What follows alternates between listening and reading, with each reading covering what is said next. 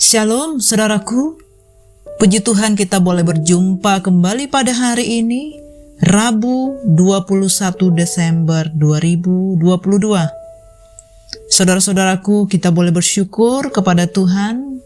Hari ini kita berjumpa di dalam kasih dan damai sejahtera Tuhan. Kiranya kita terus mengalami sukacita, mengalami kelimpahan kasih di dalam hidup kita, dan bersama-sama dengan saudara kita merayakan Natal, kita merayakan kehadiran Tuhan di dalam hidup kita. Saudara-saudaraku, di akhir tahun ini kita boleh semakin merefleksikan diri kita sesuai dengan kebenaran firman Tuhan.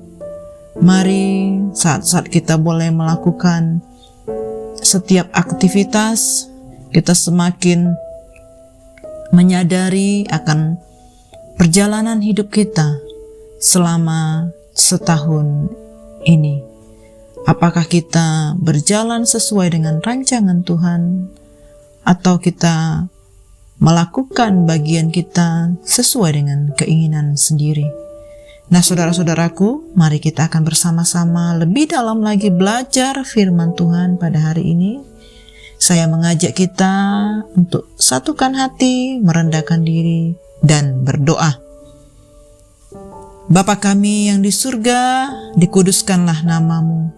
Datanglah kerajaan-Mu, dan jadilah kehendak-Mu di dalam hidup kami, seperti di surga.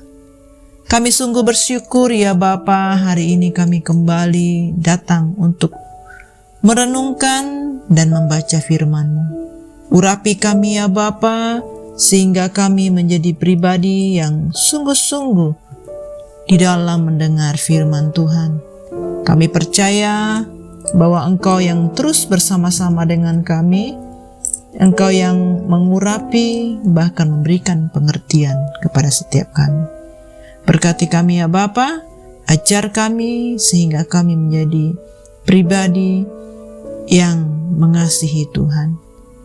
Terima kasih Bapa, berfirmanlah bagi setiap kami. Kami berdoa hanya di dalam nama Tuhan Yesus. Amin. Nah, saudara-saudaraku, kita boleh belajar kembali firman Tuhan pada hari ini yang berjudul Rancangan yang Terbaik. Nah, saudara-saudaraku yang dikasihi oleh Tuhan, kita akan bersama-sama membaca firman Tuhan pada hari ini yang tertulis di dalam Yesaya 25 ayat 1 sampai dengan 5. Saudara-saudaraku, mari saya ajak kita untuk membaca dan merenungkan firman Tuhan ini. Ucapan syukur karena musuh sudah musnah. Ya Tuhan, Engkaulah Allahku. Aku mau meninggikan Engkau, mau menyanyikan syukur bagi nama-Mu. Sebab dengan kesetiaan yang teguh, Engkau telah melaksanakan rancangan-Mu yang ajaib yang telah ada sejak dahulu. Sebab Engkau telah membuat kota itu menjadi timbunan batu, dan kota yang berkubu itu menjadi reruntuhan. Puri orang luar tidak lagi menjadi kota, dan tidak dibangunkan lagi untuk selama-lamanya. Oleh karena itu, suatu bangsa yang kuat akan memuliakan Engkau. Kota bangsa-bangsa yang gagah akan takut kepadamu, sebab Engkau menjadi tempat pengungsian bagi orang lemah, tempat pengungsian bagi orang miskin dalam kesesakannya, perlindungan terhadap angin ribut, naungan terhadap panas terik. Sebab amarah orang-orang yang gagah sombong itu seperti angin ribut di musim dingin, seperti panas terik di tempat kering. Kegaduhan orang-orang luar Kau diamkan, seperti panas terik ditiadakan oleh naungan awan. Demikianlah nyanyian orang-orang yang gagah sombong ditiadakan. Amin. Nah, saudaraku yang dikasihi oleh Tuhan, melalui perikop ini kita boleh belajar bagaimana Yesaya boleh mengucap syukur kepada. Nah saudaraku, Yesaya mengucap syukur dan memuji Tuhan karena keruntuhan Yerusalem sebagai akibat penghukuman Tuhan.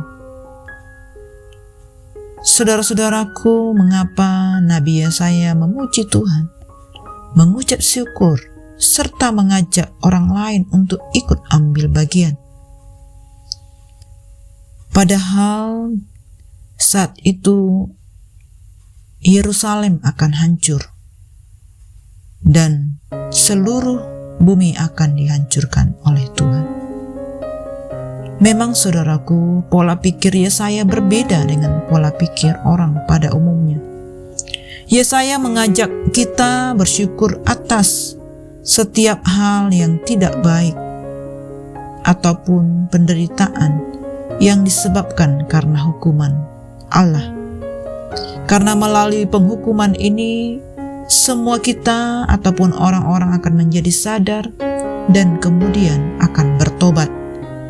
Di balik setiap masalah, penderitaan, kemalangan yang terjadi, ada pemulihan yang akan Tuhan nyatakan. Hukuman membawa suatu langkah awal bagi pemulihan yang akan Tuhan wujudkan. Hukuman dipandang sebagai rancangan atas pemulihan yang sudah Tuhan nyatakan bagi umatnya, yaitu kemenangan Tuhan atas semesta alam. Saudara-saudaraku, setiap hal yang terjadi dalam hidup kita, tetaplah naikkan ucapan syukur dan bertobatlah, karena masih ada waktu bagi kita. Saudaraku, rancangan Tuhan adalah rancangan yang terbaik bagi umat-umatnya. Firman Tuhan hari ini sungguh menguatkan kita, sehingga kita boleh berjalan sesuai dengan rancangan Tuhan. Mungkin saat ini keadaan kita sedang dalam berputus asa karena beban hidup yang berat, ataupun dalam keadaan kesusahan, ketakutan karena bayang-bayang maut, dan sedang mengalami sakit penyakit. Saudara-saudaraku, marilah bersyukur kepada Tuhan karena Dia berkenan menghapus air mata kita. Dia berkenan memberikan kita damai sejahtera, bahkan kekuatan untuk kita boleh melakukan yang terbaik bagi Tuhan. Nah saudara-saudaraku, karena kasih Tuhan yang begitu besar, kita masih memiliki pengharapan baru. Tuhan telah menggenapi janjinya untuk menyelamatkan umat manusia, bukan berdasarkan kebaikan kita, tetapi hanya karena kasih karunia-Nya yang berlimpah-limpah. Kasih Allah dinyatakan dengan mengorbankan putra tunggalnya, yaitu Yesus Kristus, untuk menjadi korban penebusan dosa manusia. Nah saudara-saudaraku, kita boleh semakin hari semakin intim dan semakin dekat dengan Bapa di surga. Kita percaya melalui setiap keadaan yang kita alami, membawa kita semakin kita mencari Tuhan, semakin kita mengandalkan Dia sebagai satu-satunya Sang Penyelamat, Sang Penolong, bahkan Allah yang Maha Besar. Saudaraku, rancangan Tuhan merupakan rancangan yang terbaik bagi setiap kita. Rancangan Tuhan bukanlah rancangan manusia.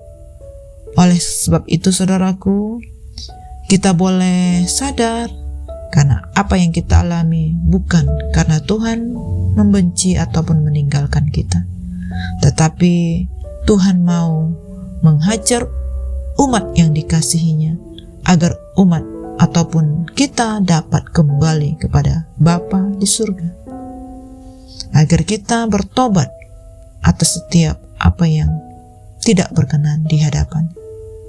Mari saudaraku, kita mengucap syukur senantiasa dan kita tetap memuji-muji Tuhan dengan mulut kita. Kita bersorak-sorai karena Dia Allah Maha Besar. Demikianlah saudara-saudaraku renungan firman Tuhan pada hari ini yang dapat kita dengar.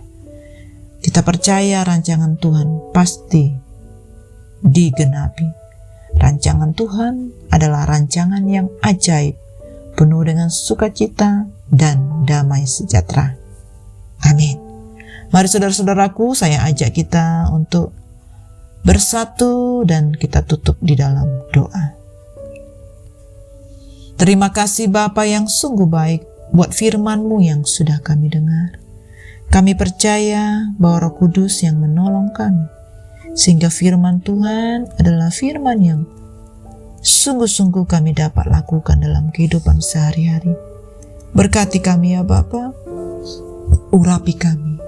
Kami percaya Engkau sudah menenun kami di kandungan ibu kami. Selama 9 bulan kami ada di kandungan ibu, dan kami boleh hidup di dalam perjalanan kami di bumi ini dengan melakukan yang terbaik bagi Tuhan. Ini kami ya Bapa, kami mengucap syukur buat rancangan di dalam hidup kami. Lanjutkanlah ya Tuhan karya-Mu di dalam kami. Kami bersyukur, kami terus memuji Tuhan. Kami percaya Engkau memberkati kami. Terpujilah nama-Mu Bapa, hanya di dalam nama Tuhan Yesus kami berdoa. Amin. Semangat pagi, semangat beraktivitas.